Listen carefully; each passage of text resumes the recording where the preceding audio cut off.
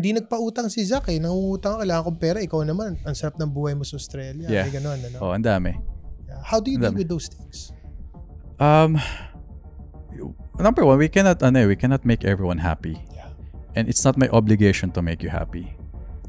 It's not also my obligation to help you. If I help you, it's a privilege. Sabi ko, I don't aim to be nice, to be a nice person, but I want to be kind. Kasi when I was nice, I was being taken advantage of Liit ko, payat ko, di ba? Immigrant ako sa Australia. So, I was being nice to everyone. Kasi nga, takot ka minority international student, baba ng tingin sa'yo. Tapos, but I try to practice to be kind. And kindness, it doesn't always come across as nice, but yung intention mo to help. Diba? So, as long as it's just and fair. Yeah. Sometimes saying no to someone, to kamag-anak na nangungutang, diba, to your friend. I'm saying no because I hate you, or I don't want to help you. I'm saying no because I want you to stand on your own. What was your pivotal moment na, sige, try ko na sa Australia? Yeah, I got fed up sa Philippines, sa Manila, kasi Ortigas yung office ko nun. Naging graphic designer ako for a remittance company.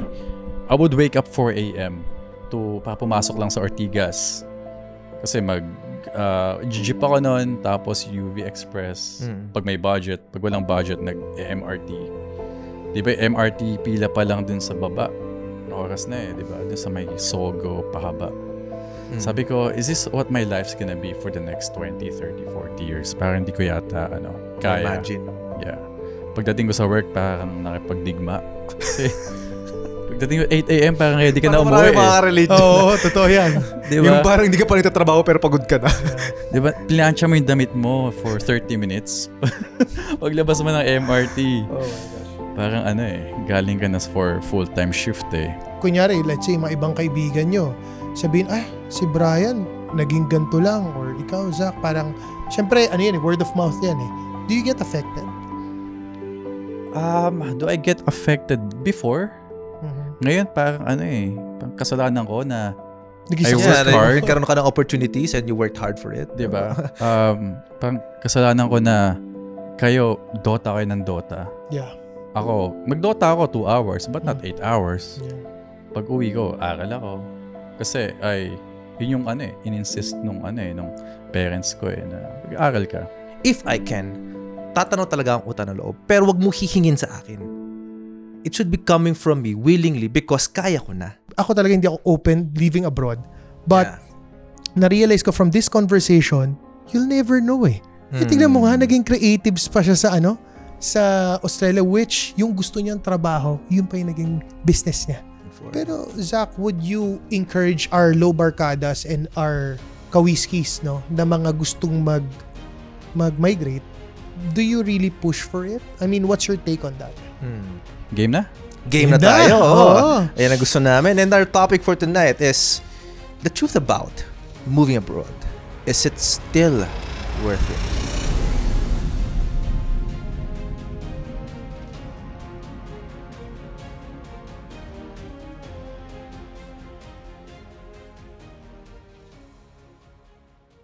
Tara, pag-usapan natin dito, kwento mo sa buhay. Kasamang mga folks, ilabas lahat ng tunay. Mag-relax na tayo, sober man o tipsy. Aral makukuha mo sa Life Over.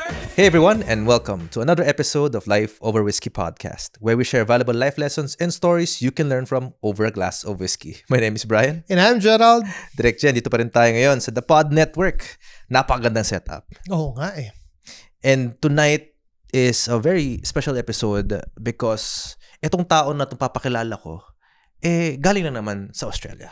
So you mean lumipad pa siya dito para ma-interview natin? Oo naman. Ang lakas natin. But our guest for tonight, if I may introduce, he is an entrepreneur, investor, photographer, producer, marketing expert, and content creator based in Sydney, Australia. He arrived in Sydney in 2013 as an international student, and in 2023, he launched his personal brand, Zach Alvis. Also known as Zach in Australia, with the mission to inspire and motivate Filipinos in Australia and around the world. In 2023 and 2024, he was awarded Best Filipino Vlogger in Australia by the Philippine Vlogger Awards. Today, he manages 5 businesses in Australia: Ascend Studios, Alvis Accounting, Zion Productions, Bahay Kubo Australia, and the Zach Alvis channel. He also co-manages Ikigai Villa and properties in the Philippines, where they design, build, and manage villas and condos through Airbnb. Mga ka-whiskey, mga kalobarkada, let us all welcome Zach Alvis. Zach, welcome to the show. Thank you. Ang haba ng intro ko. Okay. Parang intro Binasa ko ni talaga, ano bro. Sinend mo sa akin, bro. Parang intro ni Khaleesi no? Mother of Dragons, Breaker of Chains. Pero grabe, sobrang thank you for being part of this show. I guess Derek and I were really excited to get to know you. Salamat. Thanks for having me. Game na? Game na tayo. Ayan ang gusto namin. And our topic for tonight is the truth about moving abroad. Is it still worth it? Yeah. Pero bagong lahat, Derek. Pakinggan muna natin, Zach. People are curious to know, and maybe us then, no? We want to know maybe some of your history, background story mo muna. How did you grow up? What happened during your childhood? What happened during my childhood? Ang lalim nun. Okay, start tayo, flashback, 1993. Flashback. Pinanganak ako. April 9, 1993. Pinanganak ako sa Caloocan. So, but I grew up in Valenzuela. And mom, dad, Henry, Hazel, shout out to my parents. Love you guys. Salamat dahil you put you into this world. Put me into this world, sa katawang lupa. Yeah. Thank you for all your sacrifices and hard work para sa aming magkakapatid. 93 pinanganak. Parents ko, mom ko, journalist, broadcaster, 702 DZAS. Dad ko naman, advertising din.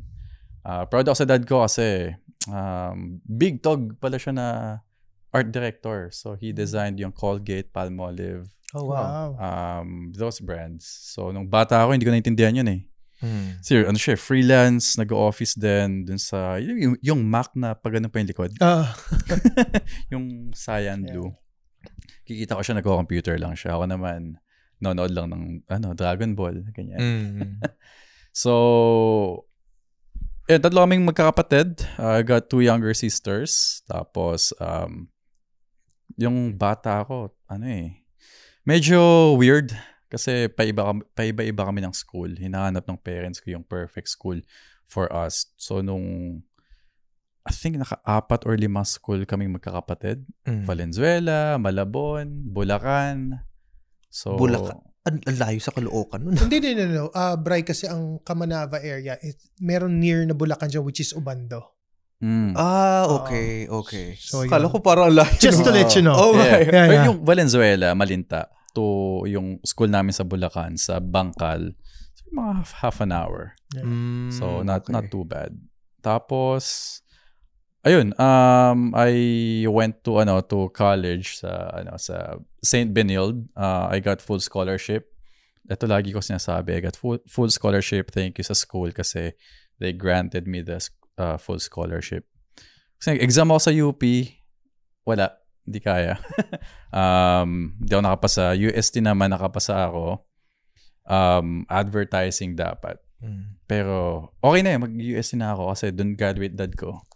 Tapos tumawag si CSB, St. Benilde. Zach, may full scholarship kami for you. Ako naman. Sige. Kasi diba, Lasal tapos ganda ng building ng SDA, parang kampo ni Voltes 5. Ayun. Tapos, 2013. What course was that, bro? MMA, Multimedia. Okay. Yeah. ID 109 ako. Tapos, kasi nga scholar, priority ko yung studies. Kasi I know my family cannot afford if I fail subject. Ganun. So, hang out ako sa professors kasi I'm really hungry to learn. And then, I graduated with honors, Dean's Lister. Ganyan.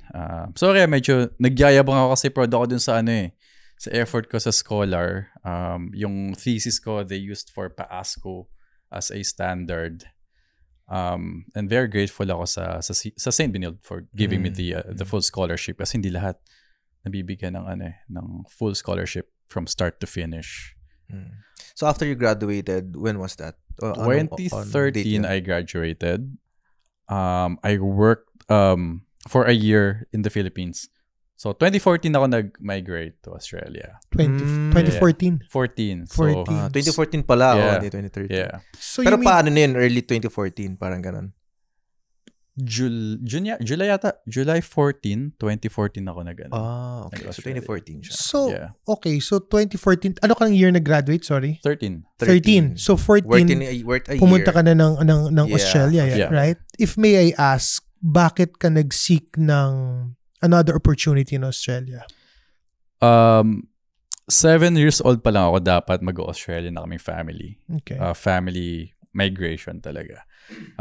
With the sponsorship of my tita sa Sydney. But my parents kasi, as in ready na, nag-English test na yung mom ko. Ready na kami. Pero medyo nag-cold feet. Sabi nila, maybe dito muna tayo. Para lumaki kayong magkakapatid with the Filipino values and culture. So, pero sabi niya, pag-graduate mo, you guys can do whatever you want.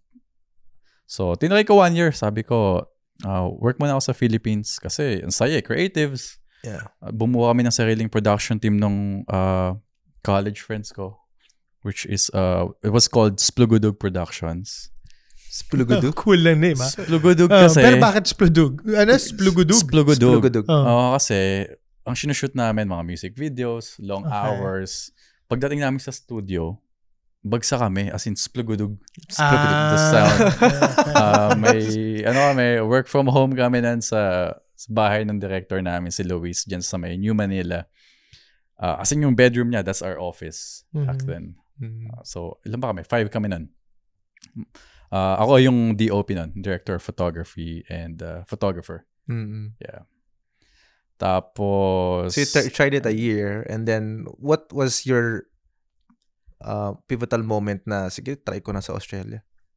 I Kasi got sabi mo, fed up. As an international student, right? Yeah, I got fed up sa Philippines, sa Manila, kasi Ortigas yung office ko nun. Yung naging graphic designer ako for a remittance company. I would wake up 4 a.m. para pumasok lang sa Ortigas. Kasi jeep ako nun, tapos UV Express. Pag may budget, pag walang budget, nag-MRT. Di ba, MRT pila pa lang dun sa baba. Oras na di ba? Dun sa may Sogo, pahaba. Sabi ko, is this what my life's gonna be for the next 20, 30, 40 years? Parang hindi ko yata, kaya. Imagine, no? Yeah. Pagdating ko sa work, parang nakipagdigma. Kasi, pagdating ko 8 a.m., parang ready ka na umuwi. Parang makaka-relate. Oo, totoo yan. Diba? Yung parang hindi ka pa nagtatrabaho pero pagod ka na. Diba? Plancha mo yung damit mo for 30 minutes. Paglabas mo ng MRT. Oh my gosh. Parang galing ka na for full-time shift So, ayun, nag-offer ulit yung tita ko. Sabi ko, sige, try natin. Sabi ng tita ko, try mo lang 1 year. Mag-student ka. Kung magustuhan mo, then tuloy natin. We'll find a way for you to become, a citizen. Kung hindi naman, at least na-try mo. Uwi ka ng Philippines. Bro, pagdating ko doon, took me 3 weeks to find a job. Siguro mga first month ko doon to second month, sabi ko, hindi na ako uwi. Decided ka na talaga right then and there? Oo. Hindi na ako uwi. Kasi first job ko, kitchen hand, tagahugas ng pinggan. Tapos, kinompare ko yung sahod ko as a kitchen hand tsaka yung sahod ng marketing manager namin sa remittance company. Pareho lang. Parang nasa 50K back then. Sabi ko, naghuhugas ako ng pinggan. What more if I can practice yung pinag-aralan ko? Yeah. Or if I can start a business, if I can put up my own studio. So, sabi ko, the opportunity here is a lot better. Yun. So, yeah, doon ako nag-move. Curious lang ako, Zach. Kasi karamihan ng Pilipino, like tayo, pag nagbabakasyon tayo abroad, say Japan, US, Canada, or whichever part of the world, usually, hindi mo maiiwasan ng discrimination eh. Diba? Lalo na Pilipino tayo. Let's face it, ang Pilipino, magaling talaga. Sa lahat ng field, magaling ang Pilipino. Pero, hindi pa rin tayo first-class citizen. So, ang question ko, nung ginagawa mo yung job mo doon, hindi mo ba na-feel na parang yung mga puti, medyo dinidiscriminate ka kasi Pilipino ka lang? Funny enough, hindi ko siya na-feel. Okay. Kasi, well, di ko siya na-feel na face-to-face, on-your-face discrimination. But sabi ko kasi, yung English ko nun, hindi naman pa ganun ka okay. Okay. Kasi, syempre, iba yung Australian accent. Accent, Hirap eh. Good day, mate. Oo. Hindi ko naman tindihan minsan po sobrang bilis. Oo, ganun. Tapos they use different terms. Pinapaiksi nila. Yung McDonald's nila, Macas. Macas. Yung afternoon nila, Arvo. Ang daming mga mga words na ginagamit nila na subtleties parang different language kahit English siya. Pero ang ginawa ko nun, kasi when you go to Sydney, Australia, you wouldn't feel like you're in Australia. Kasi ang daming Asian, very multicultural. And that's what's good about Australia. Bagong country siya eh. Unlike UK, USA, na their history is very old. Australia is still classified as a fresh country. Melting pot siya, basically. Pero yun bang so okay, hindi mo siya na-feel, which is good, diba? Ang tanong ko naman sa'yo, nag-factor in din ba eventually yung health system? Kasi, let's face it, karamihan ng mga kababayan natin na doing good naman dito sa Pilipinas. Pero they would want to seek another opportunity abroad simply because of the healthcare system. Kasi dito sa atin, magka-cancer ka, magkaroon ka ng sakit. Ang nangyari, maubos savings mo eh. So, ang question ko sa'yo, yun ba naging factor kung bakit naisip mo, mas may edge ako pag nasa Australia ako as compare ko nasa Pilipinas ako? Part of it is yung healthcare. Okay. Kasi Australia has one of the best healthcare in the world. Okay. Comparable to US, Canada. Yeah, yung Medicare as in, yung nanganak yung wife ko, ang binayaran ko lang, bro, parking. Oh parking? Parking lang. Parking ang binabayan? Parking lang. Tapos may kakilala kami, international student na amputate siya. Halos na walang binayaran.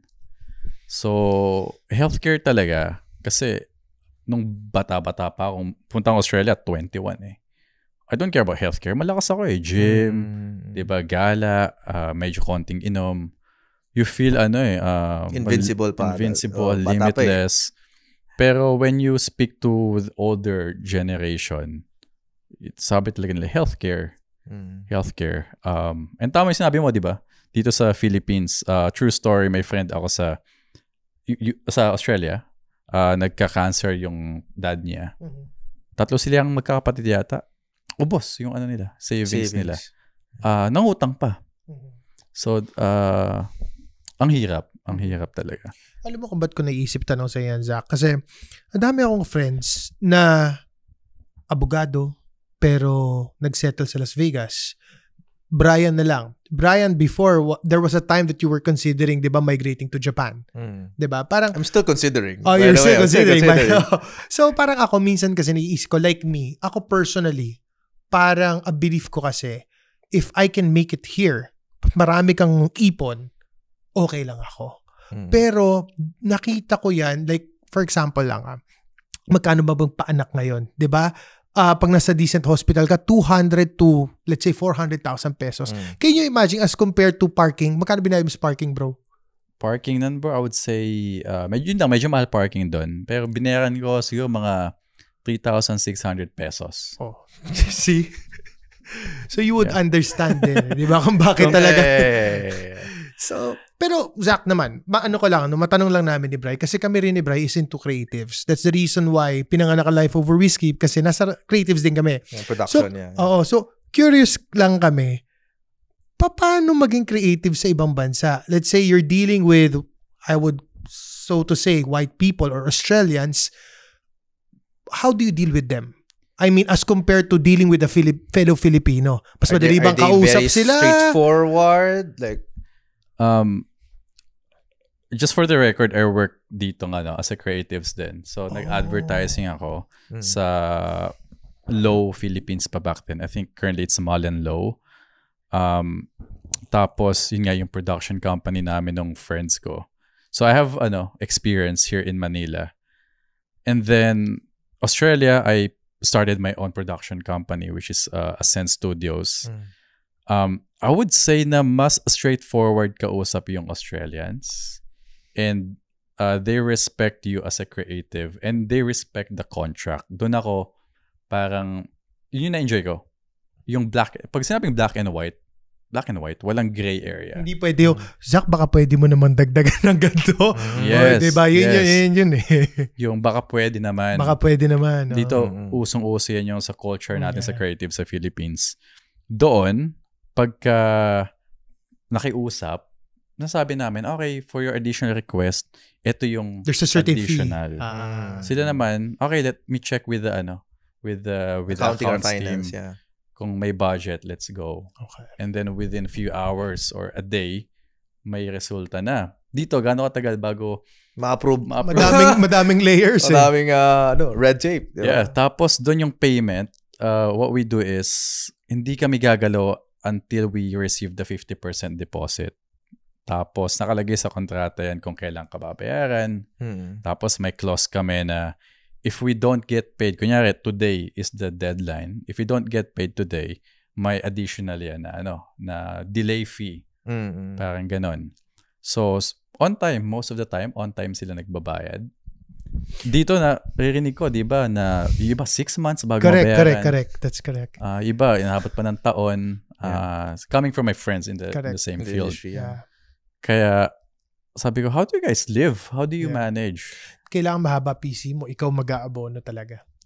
As a studio owner or I would say an ad agency owner. That's how it goes here. Well, there are some multinational companies naman na mabilis, no? But most of it, parang waiting game talaga. Waiting game talaga. Yeah. And what I enjoy din sa Australia is they're results driven. Sa Philippines kasi, very creative driven sila. Australians, they want results. Dito, medyo may pride and ego yung creatives eh. Gusto ko ganito yung color grading. Gusto ko ganito yung style. Yes. Agree naman. Pero clients kasi, they don't understand that. They're just after yung, ano ba yung metrics of success ng project? Is it sales? Engagement? So, ako kasi, when I started working there, yun din yung gusto ko eh. Di ba? Big cameras, maangas yung trabaho mo kasi for portfolio.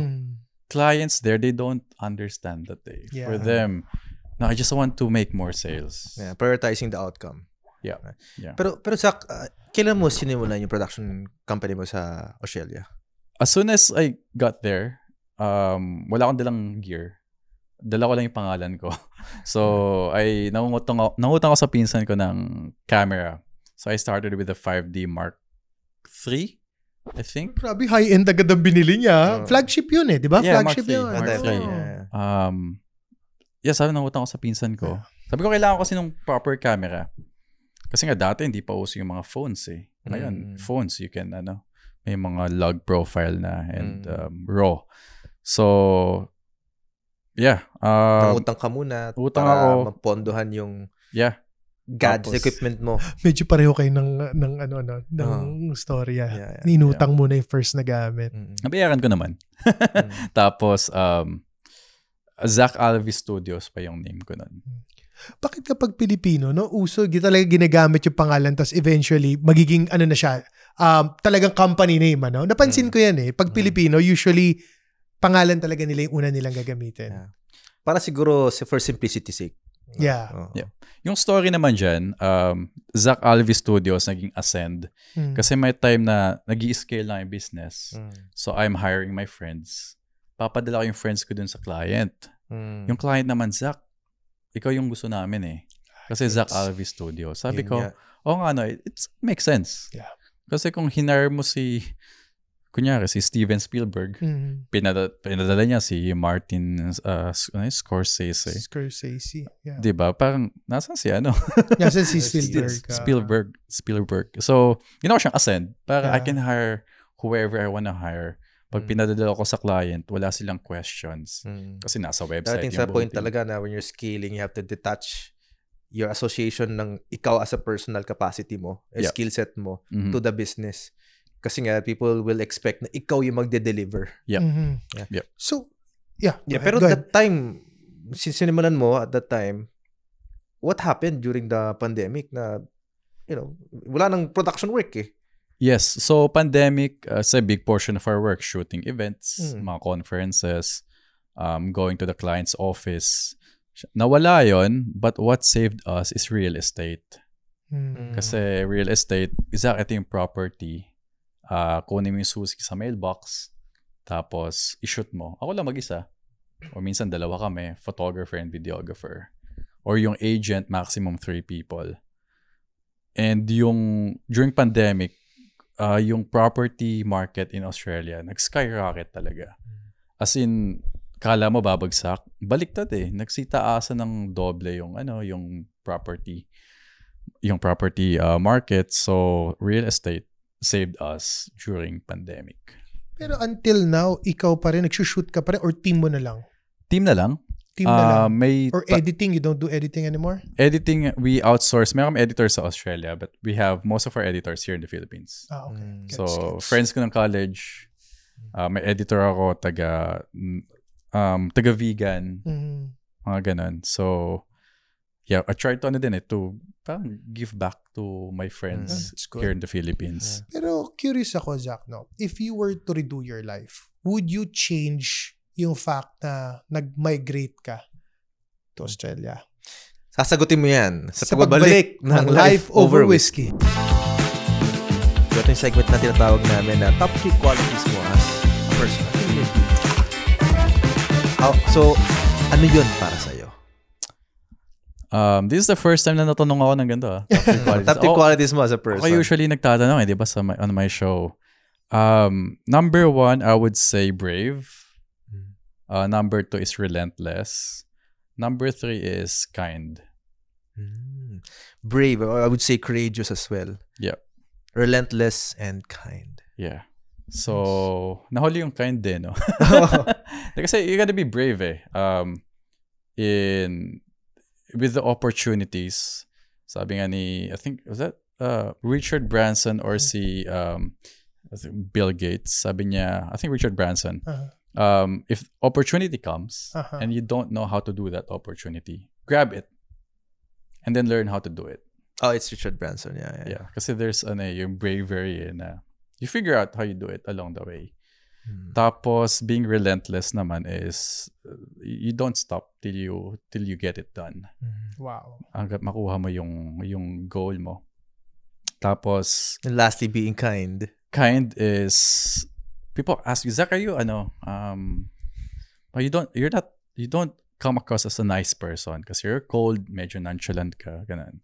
Sabi ko, I don't aim to be nice, to be a nice person, but I want to be kind. Kasi when I was nice, I was being taken advantage of eh. Liit ko, payat ko, di ba? Immigrant ako sa Australia. So, I was being nice to everyone. Kasi nga, takot ka eh. Minority eh. International student, baba ng tingin sa'yo. Tapos, but I try to practice to be kind. And kindness, it doesn't always come across as nice, but yung intention mo to help. Diba? So, as long as it's just and fair. Yeah. Sometimes saying no to someone, to kamag-anak na nangungutang, diba, to your friend. I'm saying no because I hate you or I don't want to help you. I'm saying no because I want you to stand on your own.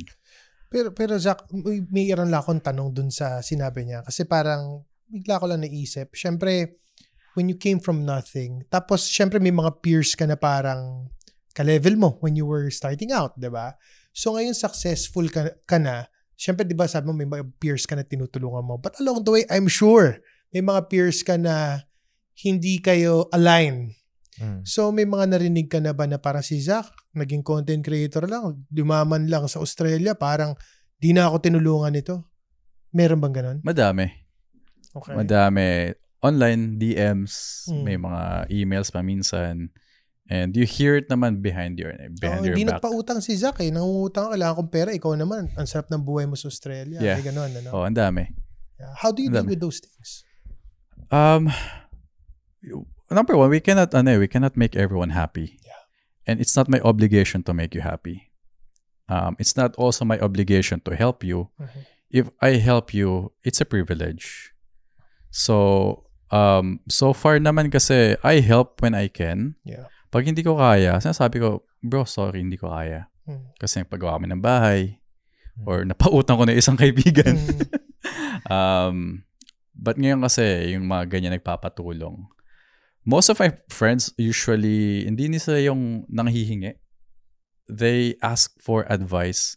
Like, Zach, ito yung problem ko. What do you think? Yeah, how can I solve this? Instead of, pautang naman kasi ganito. Uy, connect mo naman ako kay ganito kasi ito yung problem ko. Which I love kasi nagbabago na yung mindset nila eh na ito yung problem ko. How can you help me solve this? Instead na bigay mo sa akin yung resource. Yeah. Though meron kaibigan na still trying to take advantage, automatic binablock na. Yeah.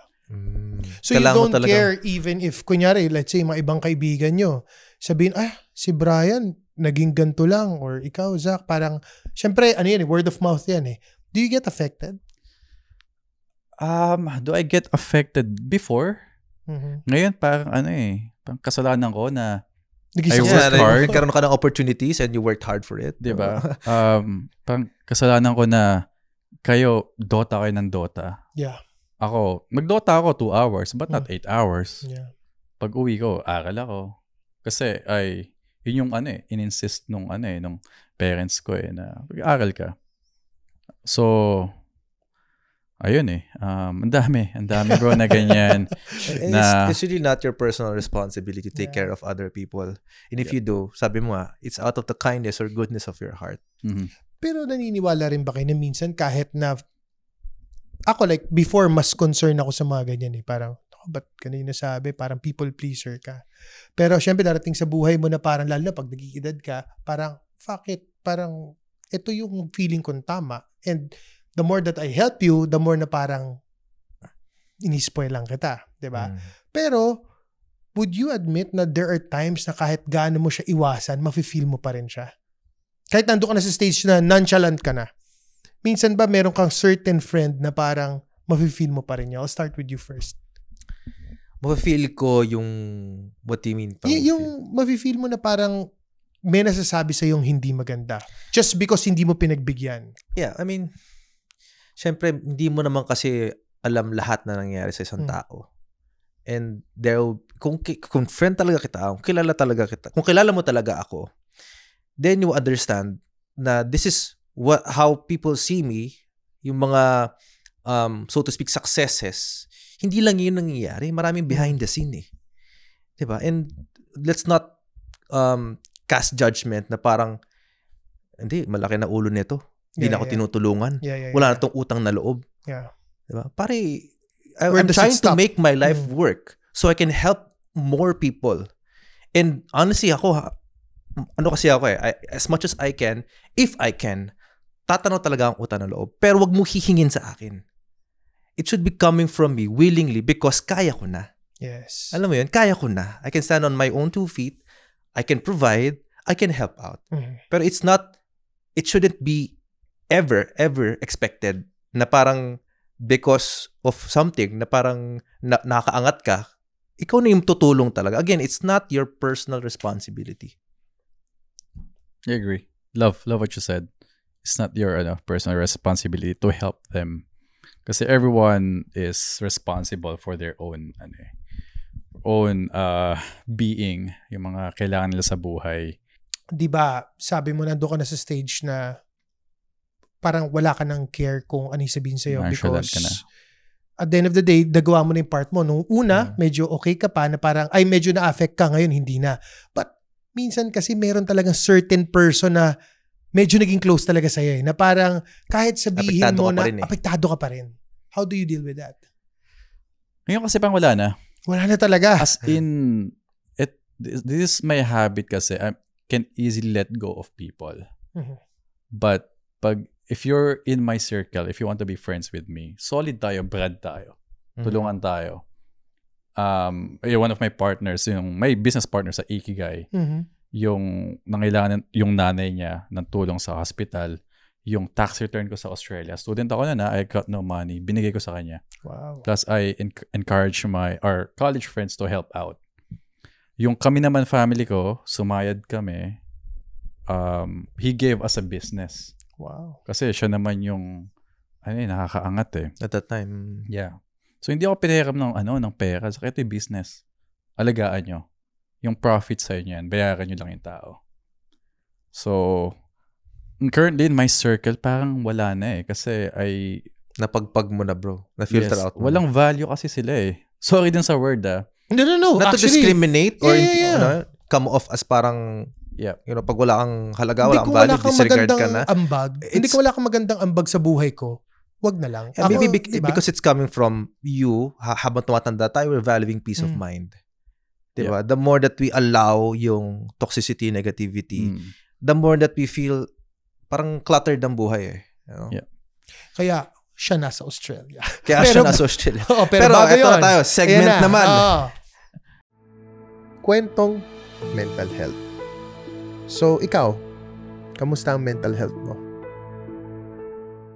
Kwentong mental health. So we have here our life cards. By the way, Life Over Whiskey X Untolds. Available soon. So, etong life cards, there's a question. Pipili ka lang ng isa. After reading the question out loud, you will drink a sip, whiskey, and then answer the question. Pili ka isa, whatever you feel. Okay. So, Read the question Read out loud. Yeah. tapos shot. Tapos, you know. answer. Yes. Ano to? Tawa siya. Connected ba? Connected? Malalim to pang telenovela. Okay. Naniniwala ka ba sa tadhana o tayo mismo ang gumagawa ng sarili nating kapalaran? Parang bagay sa kanya, no? Bagay. Isa pa. Naniniwala ka ba sa tadhana o tayo mismo ang gumagawa ng sarili nating kapalaran? Okay. Shot. Shot. Yeah. Shot. Shot tayo. Cheers. Yeah. Cheers. Alright.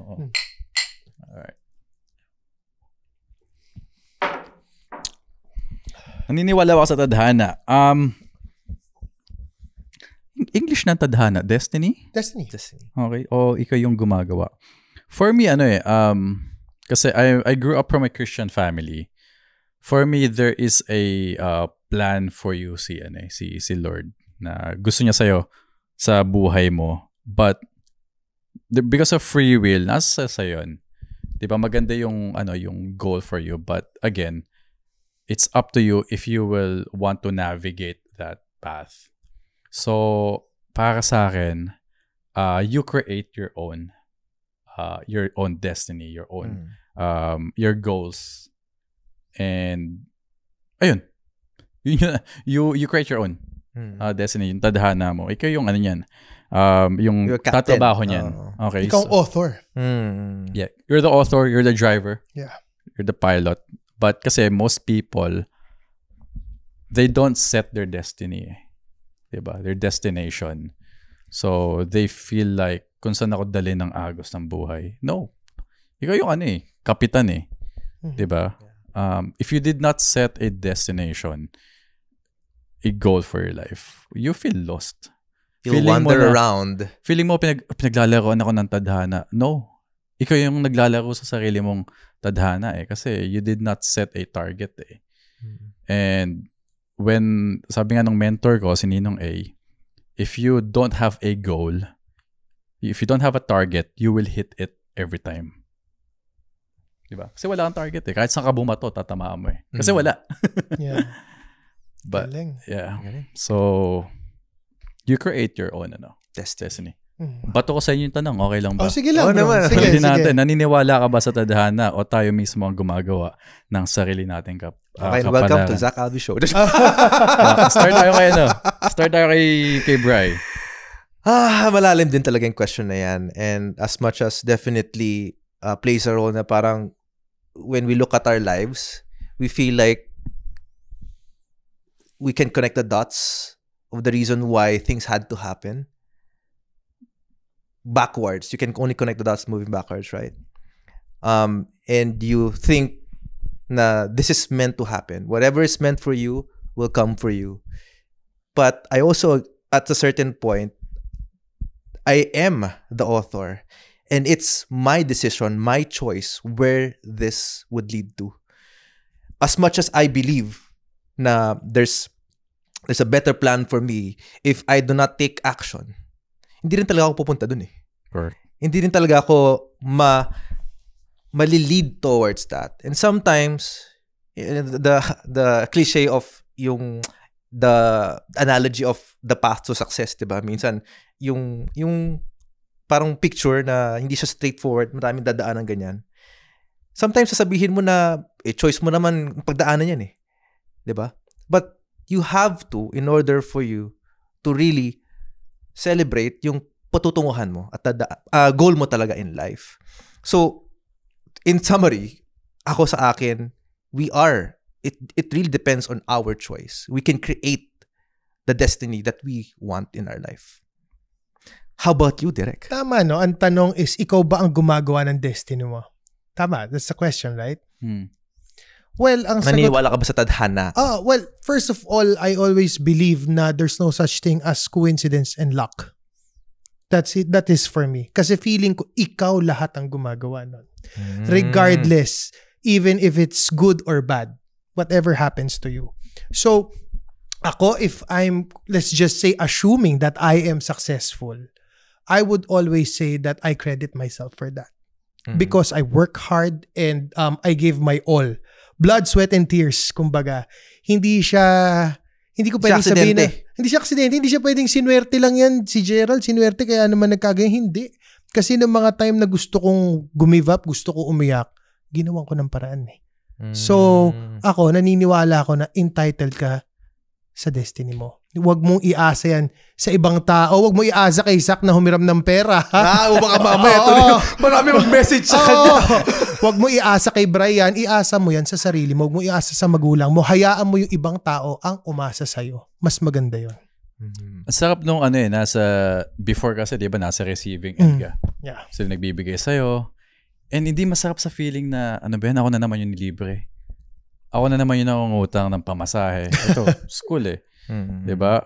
Gigimikan yung friends ko or kakain sila sa yellow cab nung college ako. Mahal sa akin yun eh. Sa classmates ko dahil nga, diba, Lasal eh. Yung lunch lang nila, yellow cab. Ako ng family ko, nag-yellow cab lang kami. Special occasion, birthday, ganyan. Pero ngayon na nasa giving end ka na, iba yung fulfillment na may kailangan yung parents mo. Ito, meron ako. May kailangan yung friend mo. Ito, huwag ka na mangutang. Regalo ko na sa'yo for being a good friend. Kung gusto mong bayaran, okay lang. Or gusto mo pay in a different way, holiday tayo. Diba? Locally or international. But, no pressure. So, ang sarap nun, na ikaw na yung, ikaw yung nagpapa-experience of the good things in life. So to speak. Yan na masarap. And welcome back sa Life Over Whiskey. So, Zach, if you were to redo your life, would you change anything? I wouldn't. I know, very cliche yung answer. But kasi, I became who I am today because of the learnings. So, sabi ni Gerald kanina, parang would you consider, di ba, staying in the Philippines, not migrating to Australia? But sa Australia kasi ko na mold talaga eh. Kasi mag-isa ako doon. Well, may tita naman, may pinsan, but sariling sikap pa din. I was a breadwinner, by the way. Pinag-aral ko yung mga kapatid ko. Helping my parents because my dad retired early. So, Australia left me no choice but to really work hard and sacrifice. And without those struggles and challenges, I wouldn't be who I am today. So, wala akong babaguhin. Tsaka, ang ganda rin kasi, alam mo, feeling ko, Bri, pag nakaka-interact ka with different cultures, di ba? May different kinds of people. Dito kasi tayo, I mean, let's face it, well, may mga ibang lahi din naman dito, but iba din kasi yung iba yung environment mo. Di ba? Yeah. So, yung experience niya, mas lumawak. Nabobroaden talaga yung perspective mo about life. Cultural immersion is very important for you to widen your perspective about yourself, about life. Ano ba yung talagang pinapahalagahan mo? Yeah. Diba? And sa kanya, believe nga ako eh. Pag sabi mo 2 to 3 weeks, sabi mo dito na ako. Parang, for you to make that big of a decision and have it in your heart na, stick through it. I mean, ano yun? That's something to be admired for. Pero, Zach, would you encourage our low barkadas and our kawiskis, no, na mga gustong mag-migrate? Do you really push for it? I mean, what's your take on that? For me, it's very simple. Kung masaya ka sa Pilipinas, nakuha mo yung gusto mo, and yung goals mo, what your metrics of happiness and success na nakuha mo sa Philippines, huwag ka mag-migrate. Kasi daming friends dito na they were well off.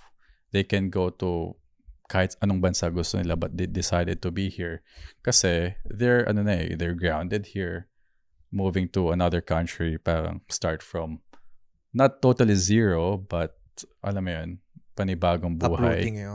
I would suggest or recommend if you guys are, kunyari, you've tried everything in the Philippines, nothing's working for you, fed up ka na, like me, yung pinagdaanan ko, then it's worth trying, diba? I always say na if you're already losing the game where you are right now, you've got nothing to lose.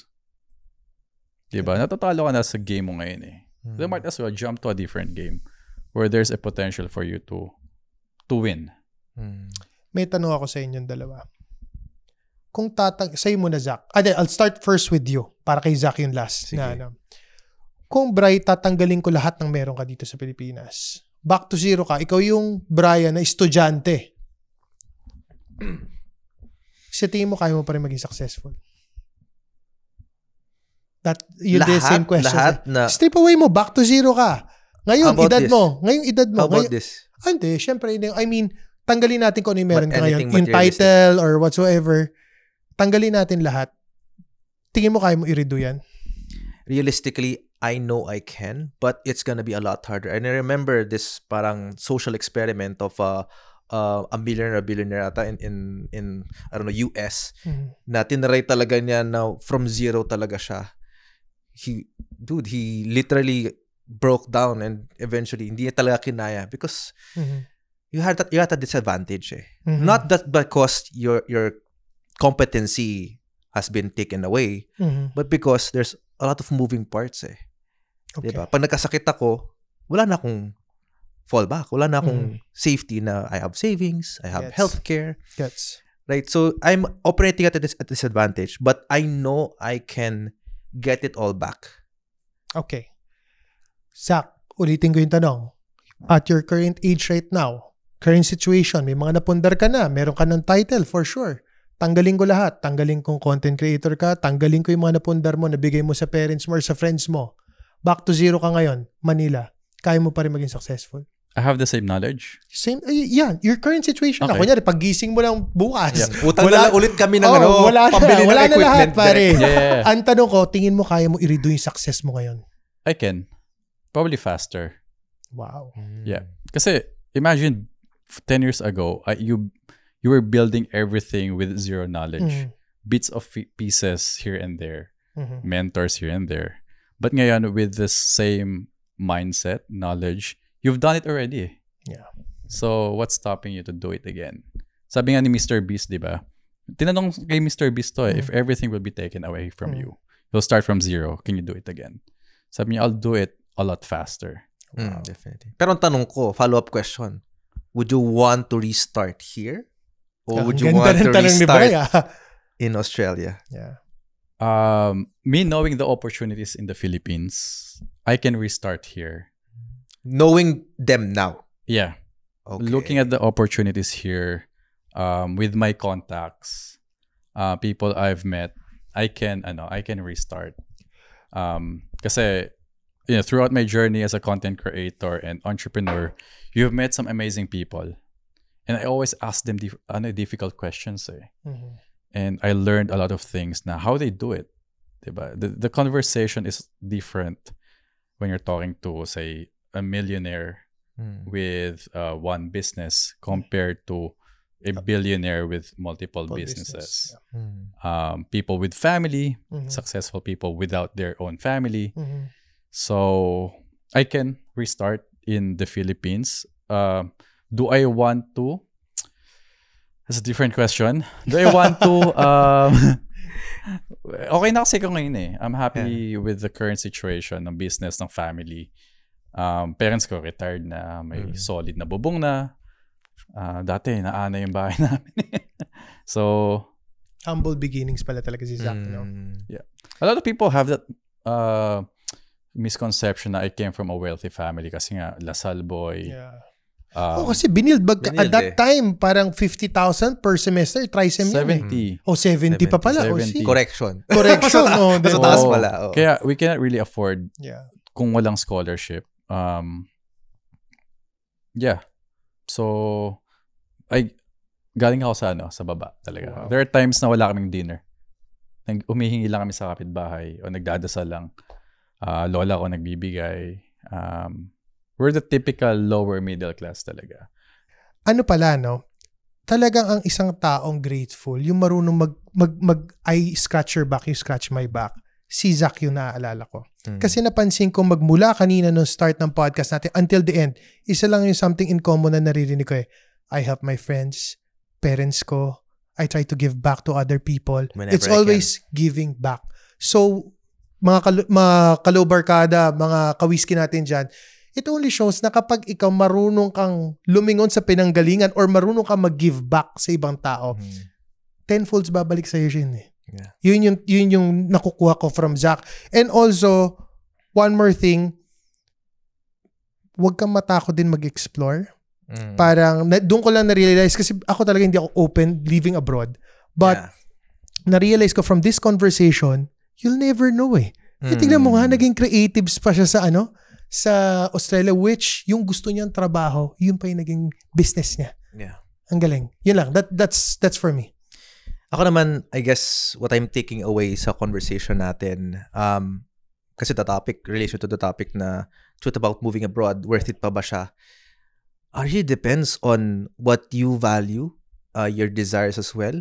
I think, mga kawiski, mga kalobarkada, if you're at a point in your life that things might not be feeling 100% right for you and you want favorable for you.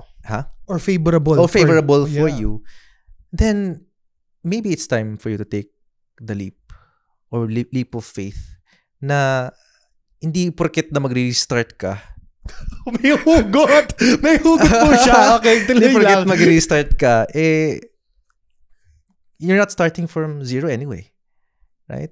So, kapag you feel like, being abroad gives you a lot of better opportunities, gives you that peace of mind. Because honestly, I really want to move to Japan because there in Japan, I somewhat feel safer and have peace of mind.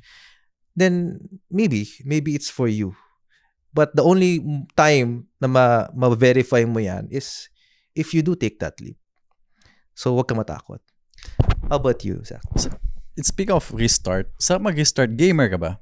Hindi ka naging gamer, hindi ka naglaro ng Pokemon video games. I did. Yeah. Ikaw? Counter-Strike. Yeah. Di ba ang sarap pag nag-refresh? Yeah. Re-refresh. Diba, bakbaka na, nahirapan ka na. Teka, refresh. Start ako ulit. Kasi, parang nakita ko yung yung challenge doon. Now I know better. Yeah. Diba? So, restart. Parang Jumanji lang, restart.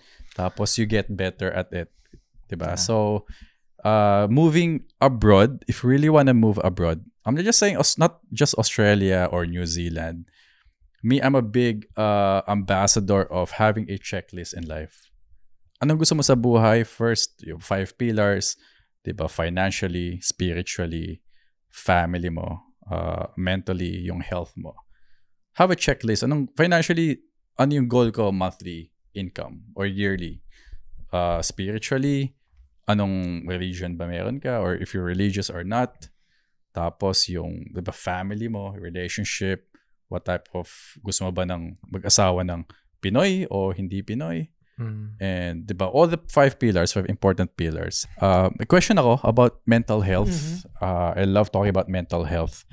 Kasi nung panahon ko, it was a luxury to prioritize your mental health. But nowadays, millennials, Gen Z, they're very aware about mental health. For you, how important to prioritize your mental health? Is it important on your way to your dream life? Kung tinatrabaho mo yung goals mo, just talk to people, let's say, from 21 to 35 or 40.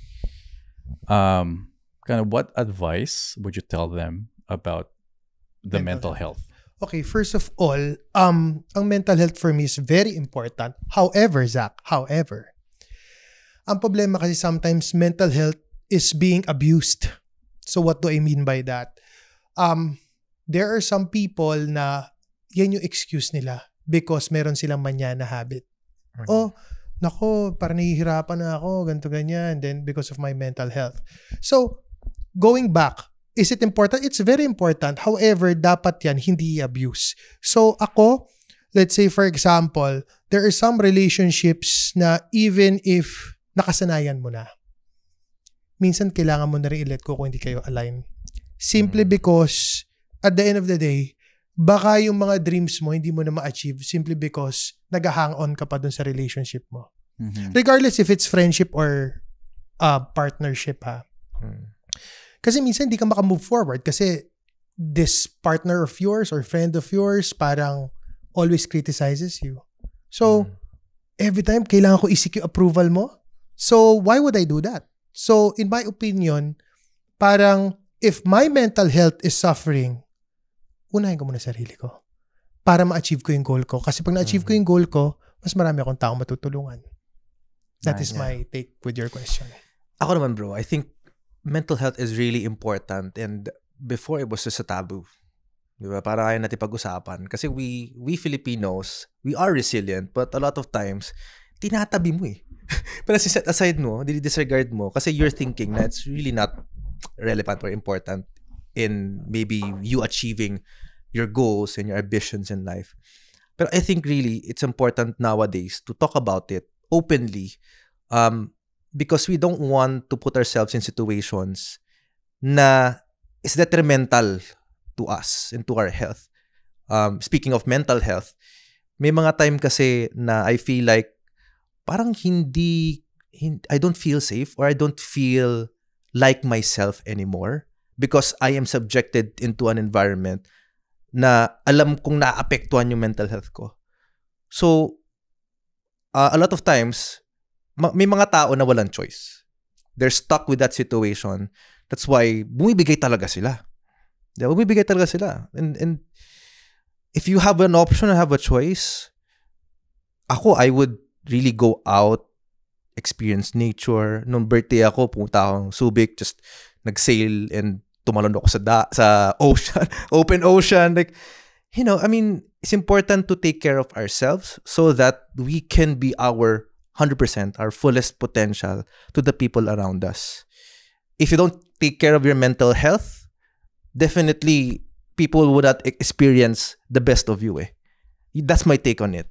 Ikaw ba, bro? Sa akin, bro, kasi nung nasa Australia ako, I didn't have the luxury to really prioritize my mental health then. Kasi nga, I was a breadwinner. People talk about work-life balance. I don't have the work that I want. I don't have the life that I want. So I've got nothing to balance. Diba? So people saying, work-life balance. Pero wala ka pang pareho eh. So, what does that even mean? Diba? Pag diba? sitwasyon ka, what does that even mean? Wala kang choice eh. Diba? So, work muna. Work first. Kasi work is very important. Okay, it's biblical. Nasa Biblia yan. Anong unang pinagawa kay Adan? Look after the garden. Trabaho, diba? So, work first, and then once you're happy with your work, then you can have the life that you want. Yeah. Pero ikaw po, life ka agad, wala kang work. Diba? Dami na-depress. Lots of wealthy people, nung naging mayaman, na-depress. Diba? They hurt themselves. Kasi they lost the aspect of yung balance eh. They had too much life, too much time. And without purpose, wala, deads. Yeah. Tapos, mental health back then, if I had that luxury, maybe I would probably achieve more in life. But I'm grateful then kasi for me, mental health is like a muscle, diba?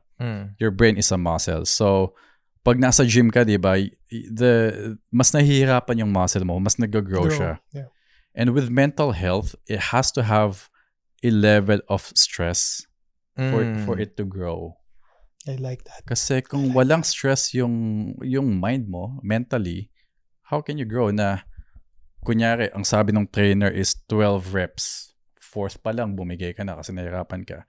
You did not reach the growth, reps eh. So same with your mind, na, diba, stress test, before bumigay, learn how to breathe. Step diba? back, breathe. Rest, tapos, diba, yung rest day, diba, refuel, tapos laban ulit. Ang ganda ng explanation ni Zach. Ang galing na-incorporate niya sa working out. Only galing, if may choice ka, bro. Kasi minsan talaga other people stuck eh. Yun ang pinaka-challenge. Hindi nila makuha yung sorry, balance. Brian. Let me, gusto ko i-challenge yan. Sige. Yung pagiging stuck, it's a choice. That is for me. Sorry, bro. Ako din, sabi nila, nasasabi mo lang yan kasi nasa taas ka na. Yeah. Na may pera ka na, nagagawa mo na yung gusto mo. No, galing ako dyan eh. Yeah. Galing ako sa time na kala ko wala akong choice.